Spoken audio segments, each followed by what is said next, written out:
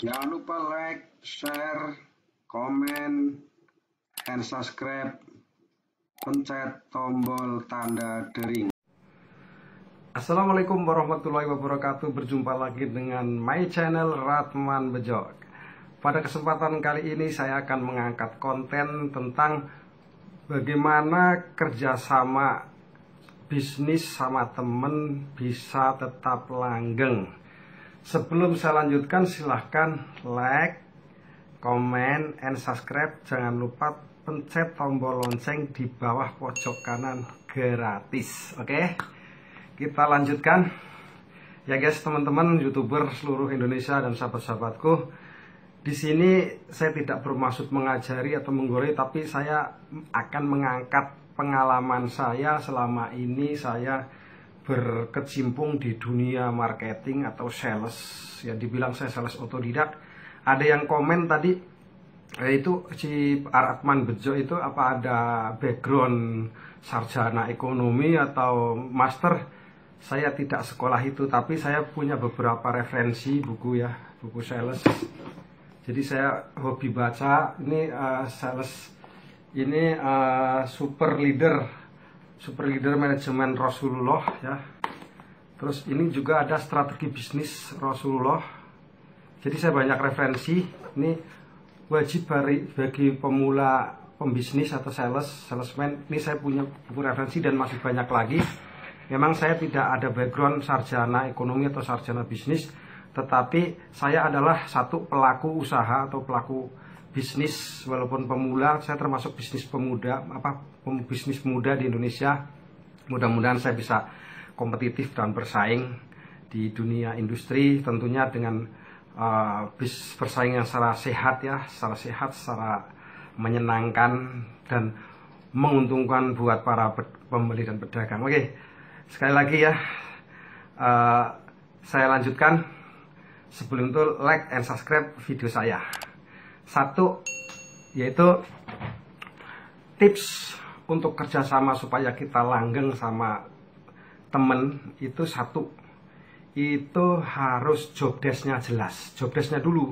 Contohnya saya background-nya di sales, terus temen background-nya di engineering. Itu udah tepat sekali karena job desk-nya jelas. Beliau ngurus engineering sama proyek lapangan, saya ngurus masalah penjualan dan administrasi. Itu. Jadi kenapa? Karena supaya tidak dua nahkoda, regulatornya jelas, job desk-nya jelas, di situ tidak bentrok, tidak banyak argumen. Itu kunci pertama kalau kita mau langgeng usaha sama temen ya. Di samping saling menjaga kepercayaan, itu tentulah modal awal yang saya ceritain. Terus yang kedua ini, setelah yang kedua, penasaran kan? Nah, yang kedua itu jangan libatkan anak istri dulu kalau pemula berusaha. Kenapa jangan libatkan anak istri?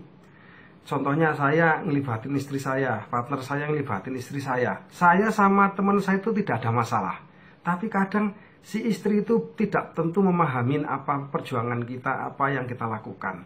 Terutama saling hitung-hitungan. Nah itu, karena ini fakta. Saya udah ngamatin dari beberapa temen gagal kongsi atau gagal usaha bareng sama temen tuh itu. Jadi akhirnya kita nggak enak kan, pecah pertemanan. Nah itu yang perlu dijaga. Jadi kalau mau usaha ya sendiri aja. Ya kita sama temen udah, istri mau usaha lain, kelola sendiri manajemennya. Itu yang tip kedua. Terus yang tip ketiga itu adalah masalah pengelola keuangan. Jadi seorang pengusaha atau seorang bisnismen walaupun masih pemula itu nggak boleh uang itu pegang sendiri, nggak boleh, harus ada wasit. Wasitnya siapa? Administrasi. Harus orang lain, kita harus percaya sama orang lain, cari orang, seleksi siapa yang amanah, siapa yang punya kapasitas untuk mengelola uang itu. Jadi kenapa? Kita itu anggap aja usaha di situ adalah kerja, baik teman baik kita itu kerja. Nggak boleh mentang-mentang saya harus, itu harus ada controlling, itu salah satunya. Jadi administrasi harus jelas.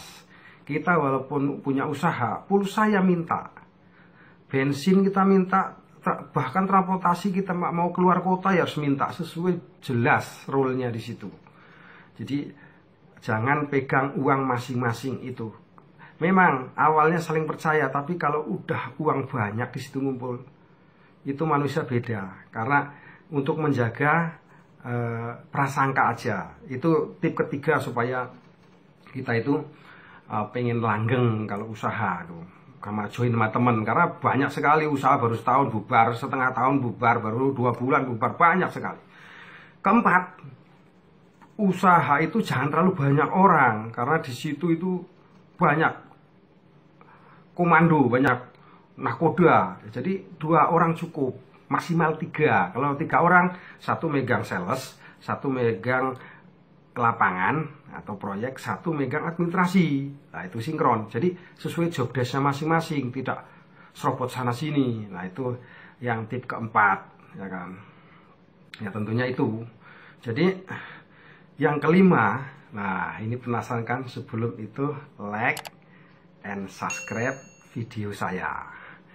Yang kelima tentunya ya kita harus saling percaya.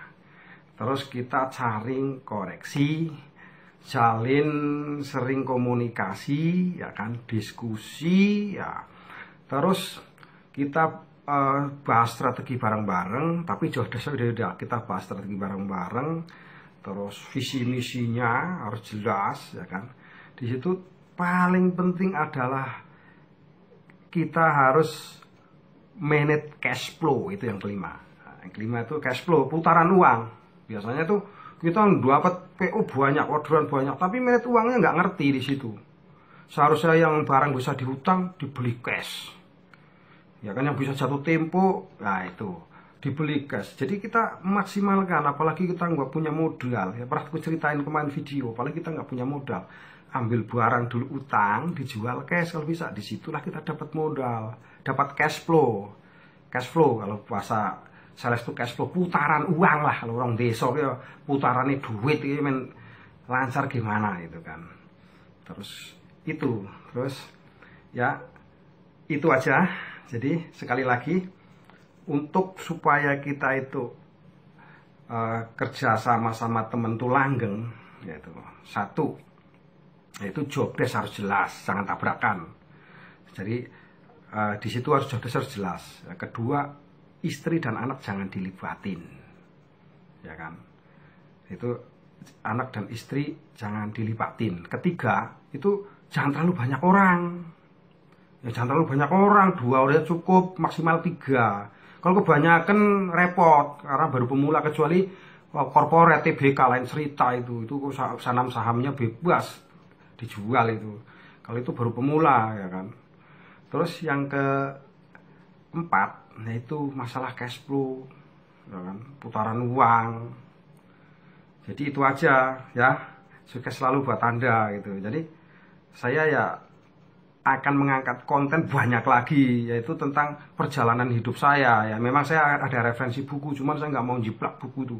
Jadi pengalaman saya itu saya akan ungkapkan sesuai referensi yang saya baca, yang saya alami. Karena saya pelaku bisnis, mohon maaf, saya bukan ngomong doang, saya pelaku bisnis. Dukung ya, doain aja. Nama usaha saya itu PT Indira Dumitra ya, sebuah fabrikator ketel uap bejana tekan, ya kan. Ada yang bilang steam boiler, thermal oil heater di Indonesia. Walaupun kita baru paling kecil, tapi saya tetap semangat. Saya akan berkompetisi, ya kan. Insya Allah kalau Allah mengizinkan, saya tetap akan membangun brand namanya Win Kettle Boiler. Oke, terima kasih. Akhirul kalam.